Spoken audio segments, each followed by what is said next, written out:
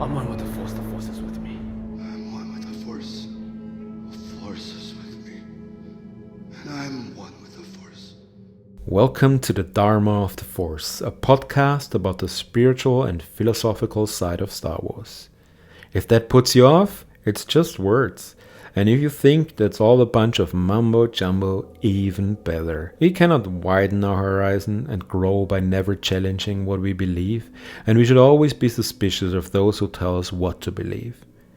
In some Buddhist traditions, listening to Dharma talks is a spiritual practice. It's not meant to give answers per se. It's an exercise in looking at questions and elaborating on them and finding the truth within yourself. So in that spirit, let us look at today's topic. Meditation.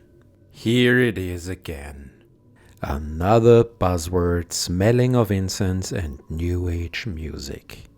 Some obscure quackery for hippies wanting to be extra, or divorcees in their midlife crisis trying to find some new meaning. Or is it? I've said it before and I'll say it again.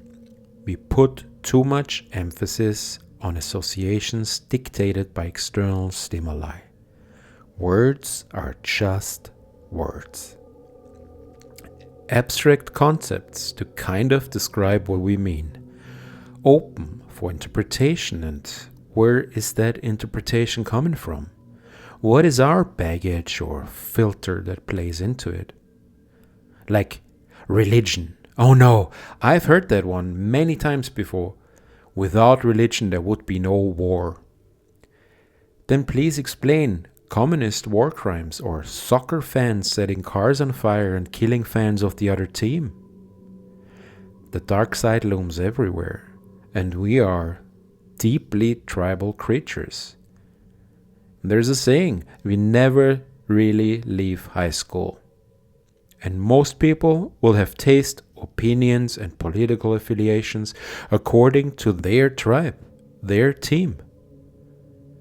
It's often no longer based on your ancestry or geographical location. There are tribes on the internet now, all kinds of tribes. And every tribe has their shamans and gatekeepers. You're not a real fan if you... And as good as the sense of belonging is for those who felt left out by conventional tribes, hell, it's amazing for people who have been ignored or marginalized in the past. Just think of the LGBTQ plus or neurodiversity communities. It comes with its own dangers and peer pressure. It's very easy to abuse the us versus them that is so deeply ingrained in all human beings, especially for those from, let's say, established communities when confronted with something that challenges their status quo. Etymologically, the Latin word religio comes from observe or venerate, which in itself describes more of a repeated action like a ritual. So it is nothing but a repeated action with the purpose of either showing respect to sanctity or introspection. And in the absence of lived spirituality, the latter manifests itself, in my opinion, in other things. Unexpected things sometimes, like fishing or knitting. Obvious ones like autogenic training, which is nothing but meditation for people who don't like the word meditation. Or the stereotypical staring out of the bus window while listening to sad music. Whatever makes us take a step back and sit in silence by either doing nothing or by repeating something until we lose ourselves in it. Every so-called religion has some sort of recital, prayer, or sutra. Even soldiers have their marching songs. It doesn't really matter if it's chanting or something else, like, running or cycling. Whatever clears our heads and takes away from the illusion that we are separated. Ultimately, we're all interconnected by the Force. Luminous beings, Zogi, not this crude matter. There has been an increase in mental health issues since people started having phones with them at all times to be able to distract themselves and never having to engage with their own thoughts. That is known to both psychologists and industry leaders who have repeatedly gone on record stating that they'd strongly limit their own and even more their kids' screen time. There's of course more to it, and a lot of blame falls on social media and the distorted perception of ourselves and others and cyberbullying. But the core issue remains the same. We need some time for the muddy water to settle and become clear. That is of course a reference to the introduction episode.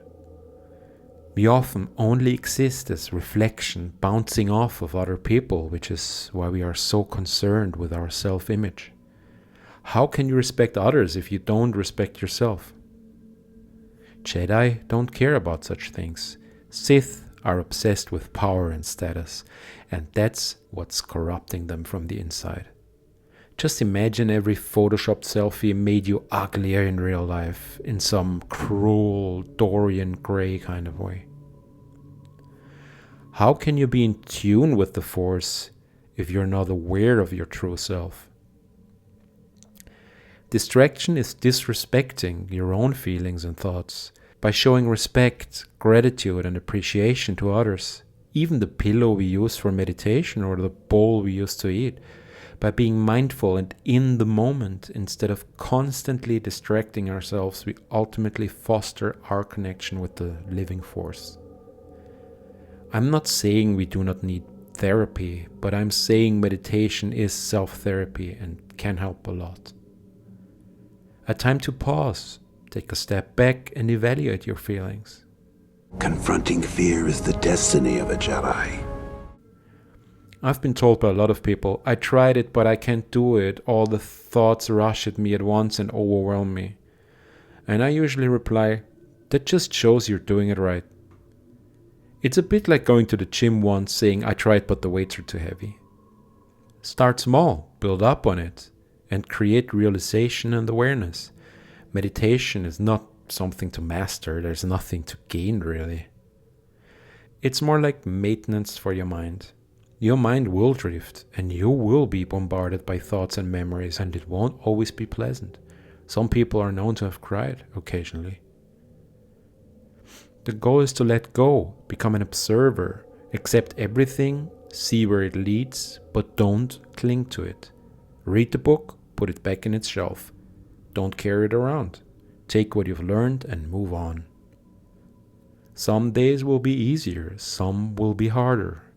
But chances are, in the long run, it will make you feel as if you unburdened yourself. There's a beautiful, well-known Buddhist saying, holding on to anger is like grasping a hot coal with the intent of throwing it at someone else. You are the one who gets burned. Don't give people power over you like that. You volunteer to be a prisoner of their anger. What's the point? Same goes for everything else. I'm paraphrasing Zen here. Let that shit go.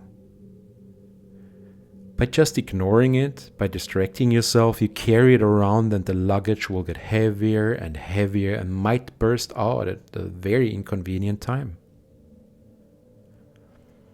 And that's also why I personally either deactivate or don't react to comments on the internet. Either there's nothing to gain from it when there's someone just trying to be funny or a troll for attention, and it says more about them than anything else really. Or you don't agree, then a comment section is not the right place to exchange ideas, and I hope you'd opt for a message instead if you're really interested in a conversation and not just unloading negativity. Or even in the case of a positive comment, it is most likely just a search for approval and belonging. There's another fitting Zen quote, almost a joke. I'd offer you something, but in Zen we have nothing. The belonging you seek is not behind you, it is ahead. There are different schools of meditation, and some will tell you this, others will tell you that. But only on the surface, the core will remain the same. Some things are beneficial, make it easier for you to relax. Others are meant to protect you. Not from the dark side, brain melt or spontaneous human combustion, more like if you're too relaxed and fall asleep, you might fall over and hurt yourself, kind of way. In general, if you can sit cross-legged and upright to make it feel as if your head is being lifted up on a string, that's cool, because if you relax your muscles, you should be able to stay in the same position. If you can't, and you have to sit on a chair or lie down, also cool, but the goal is not to fall asleep. You know, in Zazen you can request to be hit with a stick to avoid that. I will do an accompanying episode as meditation guide for those who want to do it. Not try, there is no try. Do it. You can even do it on the train or the bus, unless you're the driver. So why would the Jedi or the Sith use meditation? When you're in deep meditation, you can feel as if you're somewhat disconnected from your body, which can help with pain management, for example. Or like I mentioned in the They Fly Now episode, it can almost feel as if you leave your body. I haven't been able to project myself to crate yet, the effort would kill me, but in my active Kendo phase I managed to regulate my heartbeat in between fights, which helped me to focus on the fight ahead and not be so out of breath. Also see Qui-Gon Jinn in The Phantom Menace.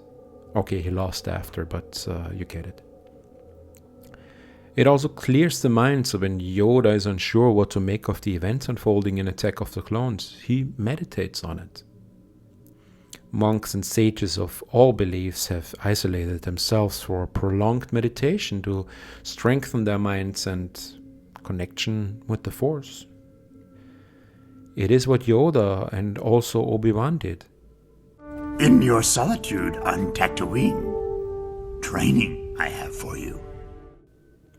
In a way, probably also what Luke was meant to have done according to the end of The Force Awakens, but Rian Johnson then interpreted it differently and took it somewhere else.